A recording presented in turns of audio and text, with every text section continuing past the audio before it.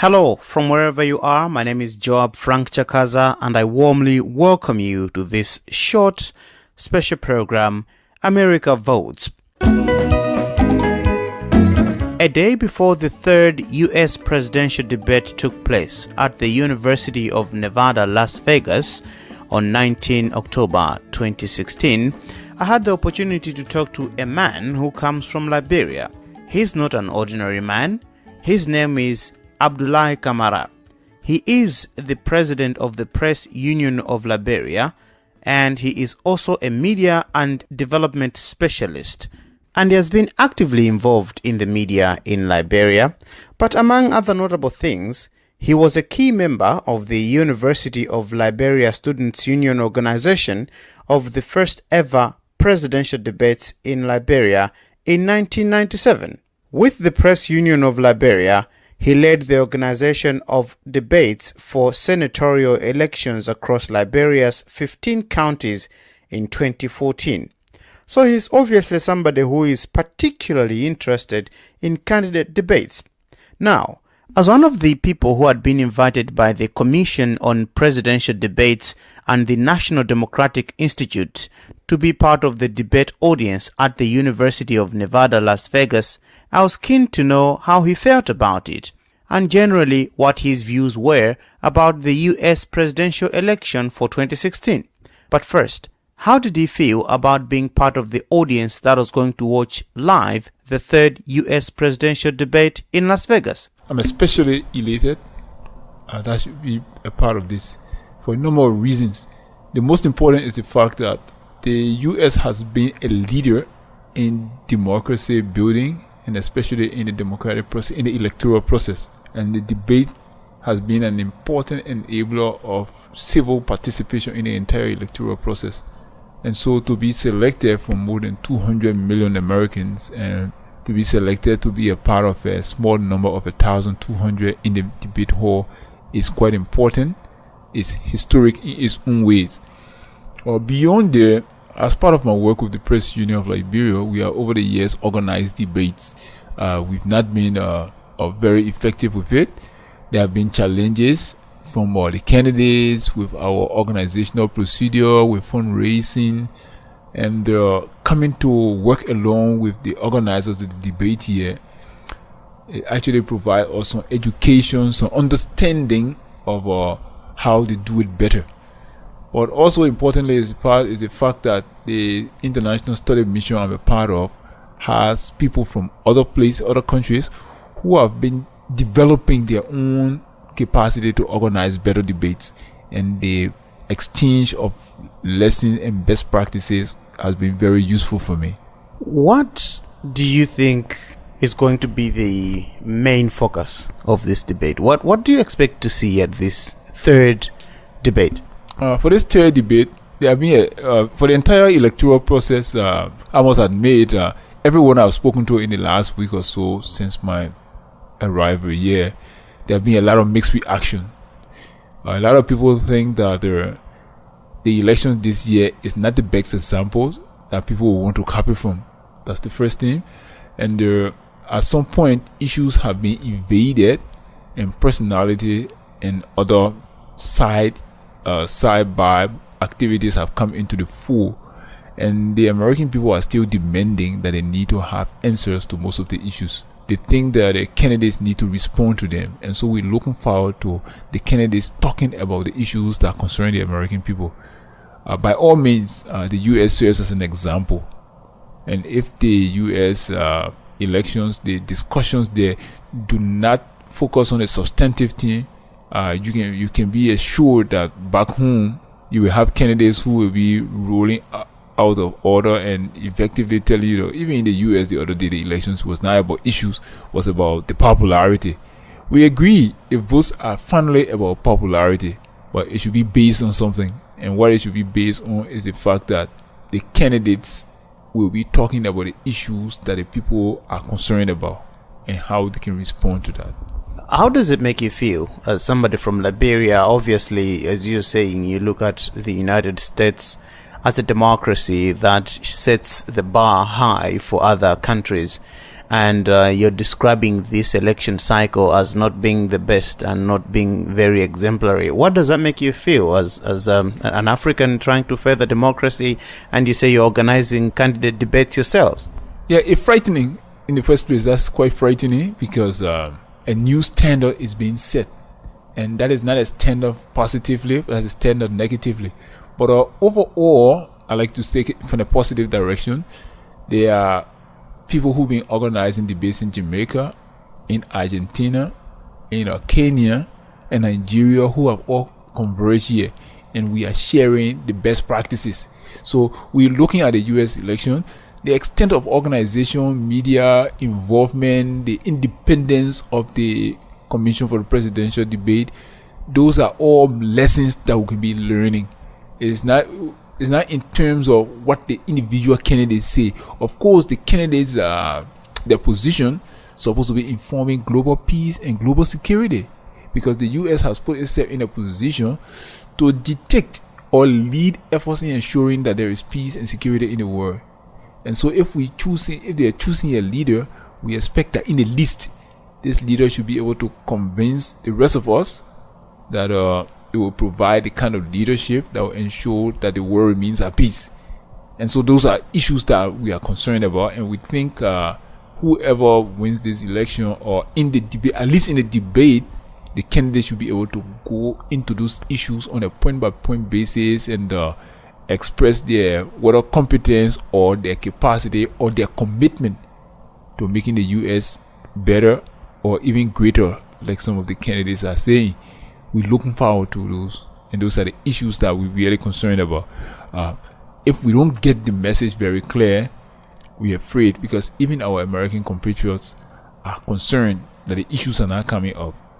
That may dampen some of the issues we have back at home, but at the same time, we'll be learning important lessons about shortcomings in these processes and realizing that as humans, we are subject to shortfalls, we are subject to failures, but the strength of a man is not in how high he rises when everything is okay, but how he rises when he falls, and he identifies the new height at which he should go to.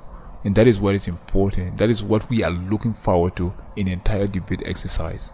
You're coming straight from Liberia, and I'm sure people in Liberia do follow closely the American elections. What are people saying about the two nominees for this year, the Republican nominee Donald Trump and the Democrat nominee Senator Hillary Clinton? What are people saying about these two candidates? Yes, even in Liberia, people are quite concerned. A lot of issues have been raised about Senator Clinton, like you say, about her stewardship and the information she has provided in private and public. Those are issues that should normally put a candidate in a difficult situation. But on the other hand, you got Mr. Trump, who in most instances is not addressing the issue. In most instances, he has got records that threaten the normal patterns. He brings up issues that we preach hate. He brings up issues that we continue to preach division, and even questioning the issue of immigration, when in fact all Americans believe that the strength of the U.S. actually grows from the fact that America is a diverse country. People come from different backgrounds, and if Mr. Trump is threatening all of those, it's actually weakening the base upon which the U.S. gets its strength. And so people are concerned. There are easily more than 500,000 Liberians in the U.S. and the question of immigration and even illegal residents being sent home and other things by Mr. Trump, those are issues that concern a lot of Liberians, because it's easy to understand that a lot of Liberians probably just came to the U.S. on a visitor's visa and have not gone back, and they are making living here. So they're looking forward. They are concerned that if he holds on to his issues, very soon you may have more than 100,000 Liberians going back into Liberia, and in a struggling economy that will actually affect the already struggling economy, and will bring some additional hardship to our people. So those are issues that people are concerned about. Would you say that particularly makes Senator Clinton a better alternative, or it's like people really don't seem to have any choice between the two? There's a lot of mixture on it. There are some people who think that they struggle to get the right papers to get settled here, so they think others shouldn't get it free. So there are no more Liberians who think Trump is saying the reality. Why they may not agree with all of the context, but they're actually saying that, look, this is the mindset of a lot of Americans. But it's like saying, who will bail the cat? And no one wants to be the one bailing the cat. And Mr. Trump is simply just saying exactly what that is. And so so people look at him as being quite straightforward, and they respect him for that. But the views are mixed. In any case, one of the strong points is that both candidates come out as people who will be generally undesirable in a regular election. But given the circumstances, people are still battling the better of two evils.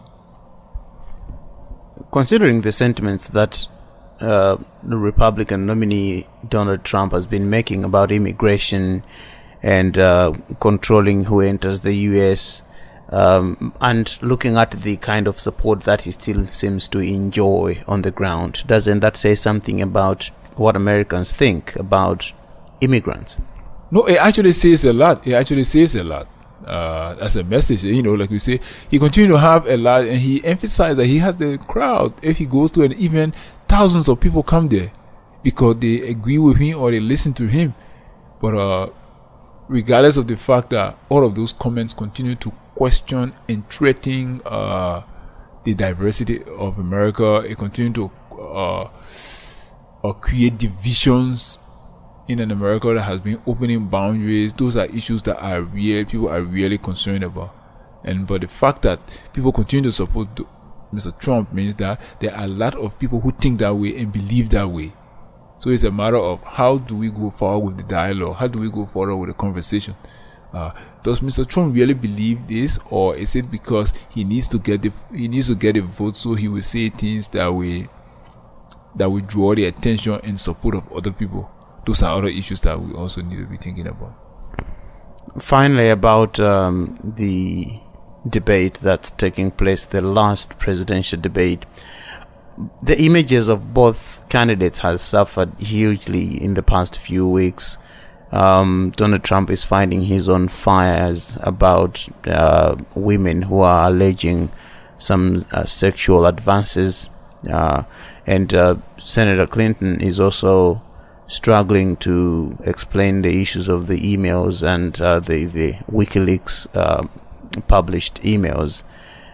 Do you see the third debate helping any of the candidates rebuild the trust that they have lost? It certainly should, if the candidates actually stick to the issues. There are a number of people who are undecided, and a number of people who are offended by both candidates, and they think that they need to know a lot more. So if the next debate actually focuses on the issue, it will provide an opportunity for people to really come down in terms of who they want to support. But otherwise, there's going to be a good percentage of people, because from the polls, there are 10% of people who are clearly not going to vote or don't intend to vote. So how the candidates respond to the moderators and the audience tomorrow, and how they engage each other, may be a determinant about that. And that 10% added to any side can make a significant difference in the entire electoral process. Thank you very much. It's been a pleasure talking to you. Thank you so much. That was Abdullai Kamara, the president of the Press Union of Liberia, speaking to me a day before the third U.S. presidential debate took place at the University of Nevada, Las Vegas. You've been with me, Joab Chakhaza. Goodbye.